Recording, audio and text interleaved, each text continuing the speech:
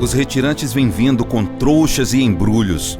Vêm das terras secas e escuras, pedregulhos, doloridos como fagulhas de carvão aceso. Corpos disformes, uns panos sujos, rasgados e sem cor, dependurados. Homens de enorme ventre bojudo, mulheres com trouxas caídas para o lado. Cândido Portinari também era poeta, e esse é um dos poemas mais fortes. Cândido Portinari também era político, e ele não aceitava as injustiças sociais. Ele também retratou isso nas suas obras, no óleo sobre tela, nos afrescos, seja em Belo Horizonte, na Pampulha, seja na ONU, através dos famosos painéis de 14 metros de altura. E aquele ali era o quarto de Portinari. Daqui de Brodowski para o mundo, eu te apresento um Portinari político, e que fazia do seu pincel e da sua palheta e da tela uma arma, uma política internacional. Portinari político foi um cidadão preocupado com as questões sociais de seu tempo. Em uma entrevista ao grande amigo Jorge Amado, ele disse uma vez que não pretendia entender de política, que não tinha grandes convicções políticas, mas ele achava que por conta da infância pobre que ele teve, que ele tinha que se preocupar com essas questões. E ele tinha pena das pessoas que sofriam, e que todo artista consciente, ele se preocupa com as questões sociais de seu tempo. Pançudas, carregando ao colo um garoto, choramingando, remelento. Mocinhas de peito duro e vestido roto, velhas, trôpegas, marcadas pelo tempo. Podemos dizer que a primeira viagem de Cândido Portinari à Europa e o contato com a obra de Pablo Picasso, em especial Guernica, provocou um grande impacto nos traços daquele que seria a nossa verdadeira identidade da arte nacional.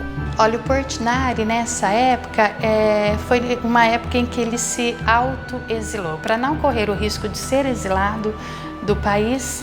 Como a esposa dele era uruguaia, então ele passou uma grande temporada no Uruguai. Foi lá, inclusive, nessa época que ele pintou a primeira missa no Brasil. Em uma exposição de Portinari em Paris, o Duque de Windsor perguntou ao pintor: "Não tem flores?" Ele simplesmente respondeu: "Não, só miséria." Olhos de catarata e pés informes, aos velhos cegos agarradas, pés inchados enormes, levantando o pó da cor de suas vestes rasgadas. E em um desses momentos, de nostálgicos, ele escreve uma carta a uma amiga, a Rosalinda, falando a respeito de Brodowski. Então ele diz: "Daqui fiquei vendo melhor a minha terra, fiquei vendo Brodowski como ela é."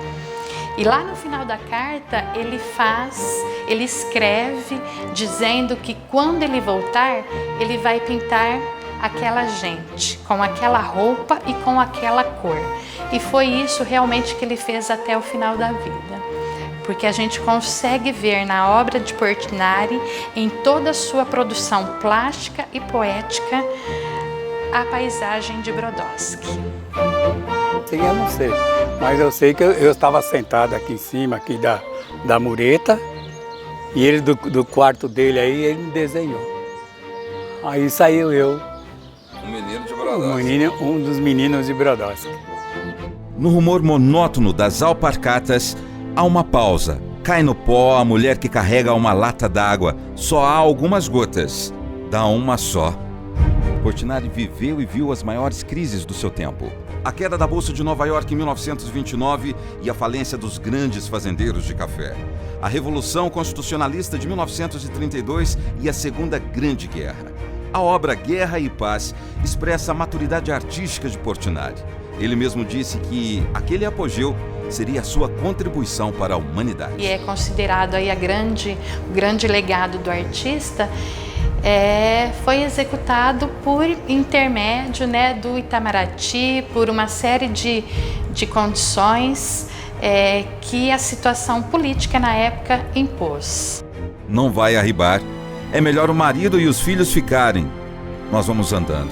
Temos muito que andar nesse chão batido. As secas vão a morte semeando. Aqui, quando ele vinha no fim do ano, ele fazia uma fila aqui e dava uma notinha uma notinha não sei se é de 5, se é de 7, eu não sei. A notinha é zerinha para cada criança. E aquilo lá a gente marca, porque quase todo ano que ele vinha, ele fazia isso. E era uma filha de quantos meninos?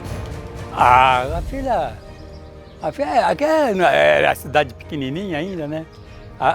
Juntava daqui, lá no muro, assim, para lá da Angélica lá, juntava um pouquinho de gente